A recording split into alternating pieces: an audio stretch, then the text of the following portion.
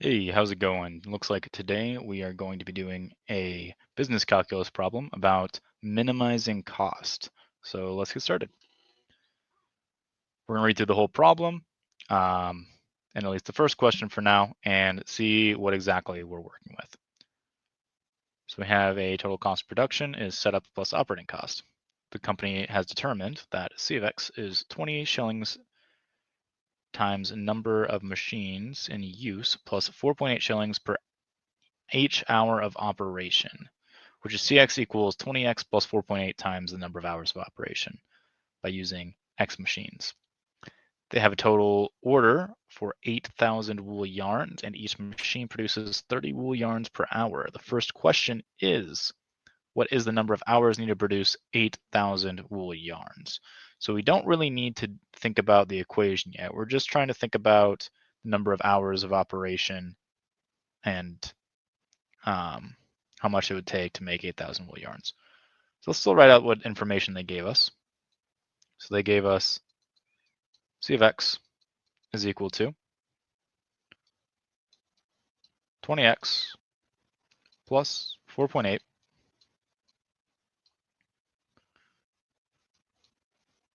times the number of hours of operation. And the first question is just asking about what is going in here, what goes into this number of hours of operation. So we do know that one machine can produce wool yarn or 30 wool yarns in an hour. We also know that we're making 8,000 wool yarns.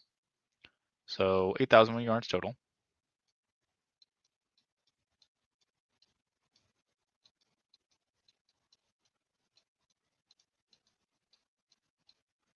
We can make 30 wool yarns an hour.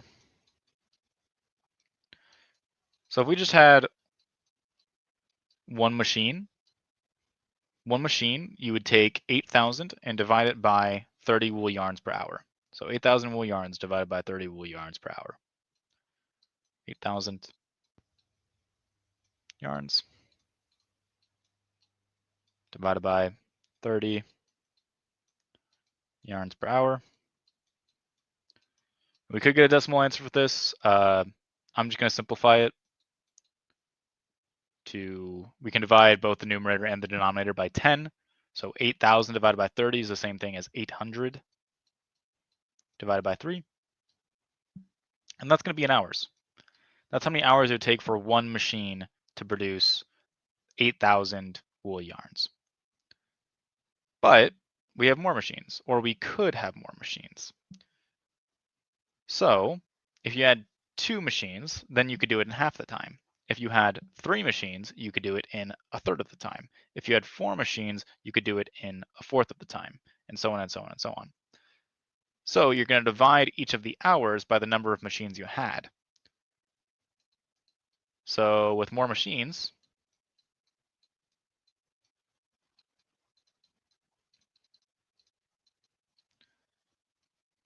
it'd be 800 over 3 divided by the number of machines you had. Now, we have to be careful here because we've already been given a variable. We've already been given a variable for the number of machines we have by using X machines. You can see it over here in the question. X is the number of machines we have. So right here, we're going to be using X as our variable. This is going to be 800 divided by 3x. Same thing as 800 divided by 3 divided by x. Okay.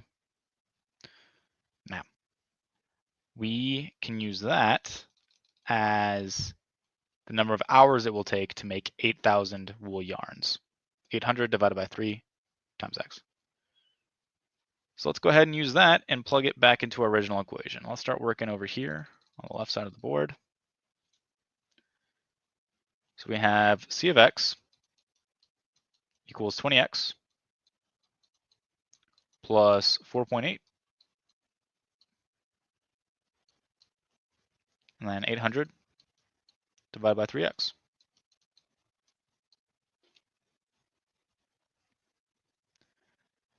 Cool. So that answers the first question.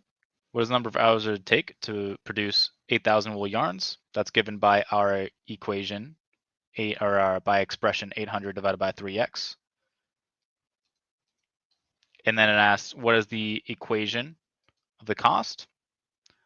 That is given by our C of x equals 20x plus 4.8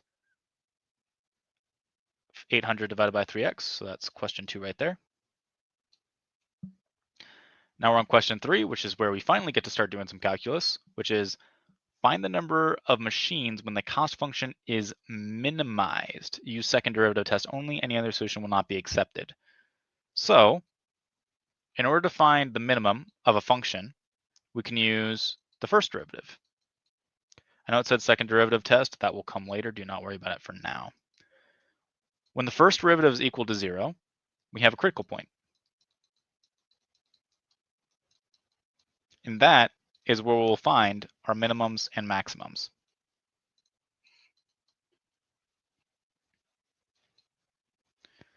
So we know we're going to want to take the first derivative of this cost function and then set it equal to 0. And that will give us a minimum or a maximum. We don't know which one it'll give us. That's where the second derivative will come in. But we'll get a minimum or a maximum when we plug all this in. So let's give that a shot. First thing we're going to do is rewrite the equation into a form that is easier to take the derivative of. So C of x equals 20x plus, and then I'm going to go ahead and use a calculator to multiply 4.8 times 800 divided by 3. You could do the workout by hand if you wanted to. It wouldn't actually be all that difficult, but all these numbers combined together, this is going to be 1,280 over x. And again, that is just going to be 4.8 times 800 divided by 3. We're reading out all those numbers. We're rewriting them as a single coefficient to make things a little bit simpler for us. We're not quite done simplifying. The next step would be to keep the 20 the same, 20x. And this isn't actually in a great form to take the derivative. You can't quite see as much what's going on. So what you'd want to do here is rewrite this as 20x plus 1,280 x to the negative 1. So if you have divided by an x, you can change it to an x to the negative 1. That is a rule that is worth remembering. It is very important. Divided by x makes it a little bit easier to do algebra, but when you have x to the negative 1, it's a little bit easier to do calculus. You'll see why in a second. So now we're going to do our first derivative. That's going to be d over dx of both sides. So doing the derivative of both sides, it gives us c prime x on the left. On the right, the derivative of 20x is just going to be 20. That comes from the power rule, but also something that's worth remembering just for the sake of simplicity. If you're doing a derivative of a constant times a variable, and the variable is just by itself, it doesn't have any exponents or square roots or trig functions applied to it, it's just going to end up being the constant. That's what happens when you take the derivative. But for our second part, we are not so lucky. We have an exponent. So we cannot simply just write down 12,000 or 1,280. We have to use our power rule. So since we have this exponent, we're going to use our power rule. We're going to multiply this negative 1 out front. We're going to subtract 1 from the exponent. It's going to be 20 minus, let's do the full workout, 20 plus negative 1 times 1280 x, and then negative 1 minus 1 is going to be negative 2. And we're going to simplify that a little bit and get c prime of x is equal to 20 minus 1,280 x to the negative 2. And now we're going to be doing a bit of algebra after this, so we're going to rewrite this again.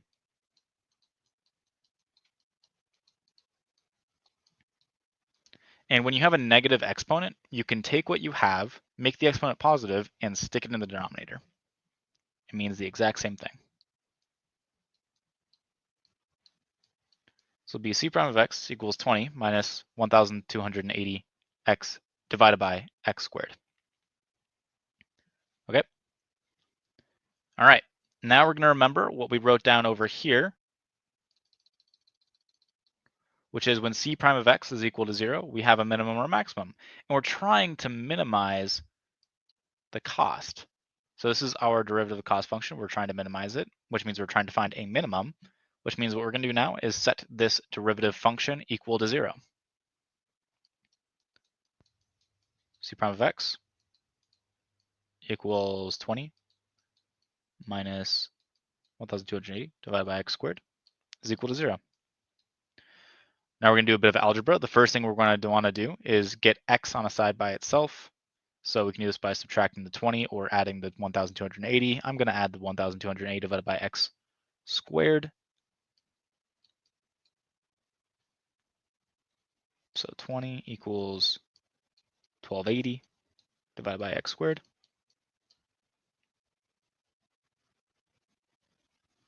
I'm going to multiply both sides by x squared. This gives us 20x squared equals 1,280. I'm going to divide both sides by 20.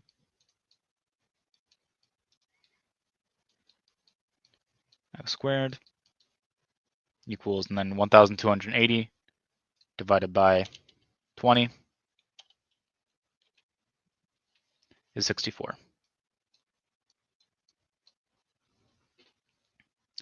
If any of this algebra steps, any of these were confusing to you, then I'd highly recommend brushing up on your algebra, but it is going to be an important part of any calculus. It's the important stepping stone to doing any of this work.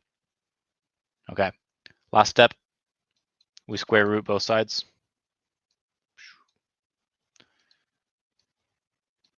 And it's going to be x equals 8. Technically, it could also be x equals -8. That is another valid critical point.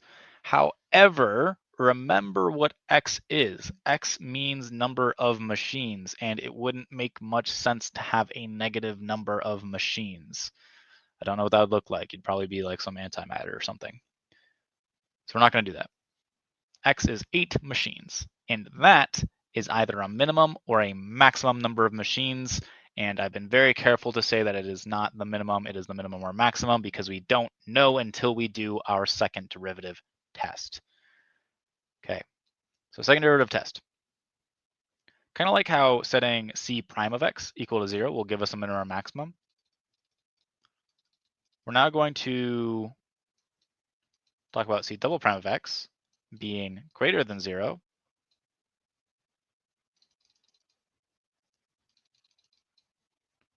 Which means concave up, which means a minimum at a critical point.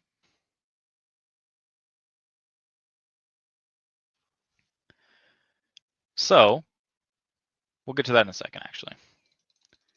Let's talk about the other way. If we have c double prime of x less than 0, that means concave down, shockingly. Concave down, and we're going to have a max at our critical points.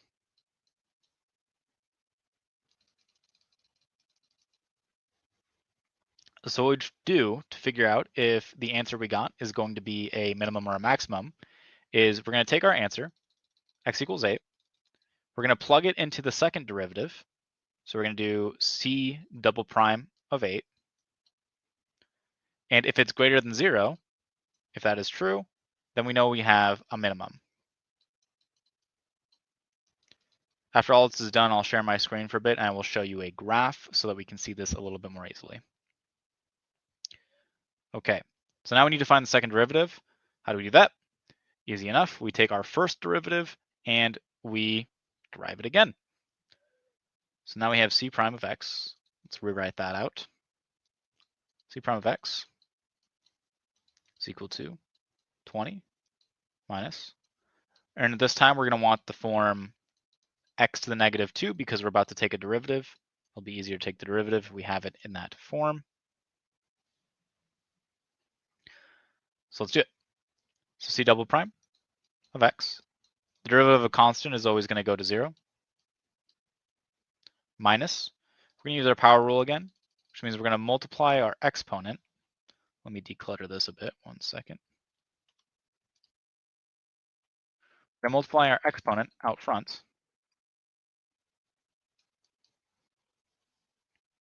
And then we're going to subtract 1 from the exponent. So it's minus negative 2.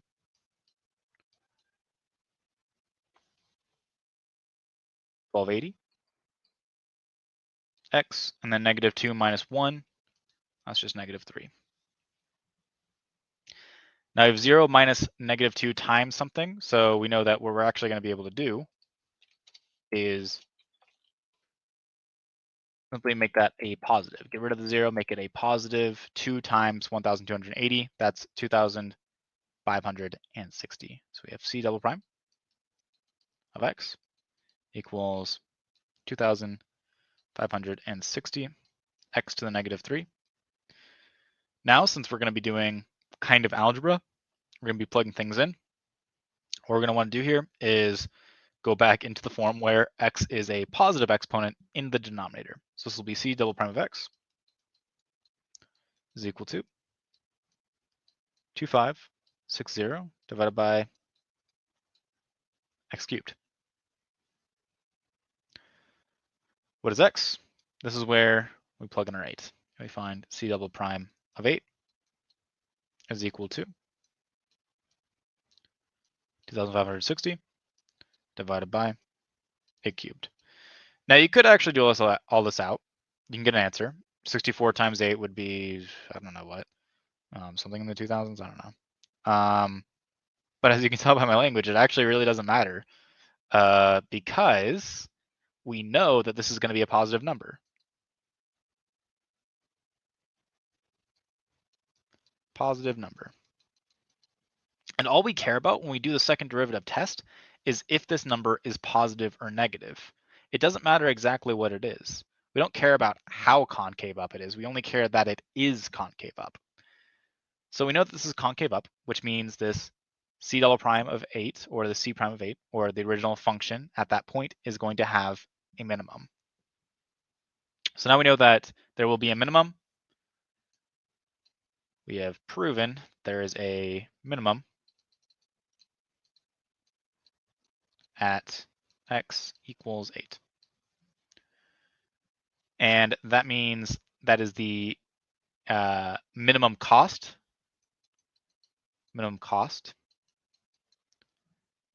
at x equals 8. And x is number of machines.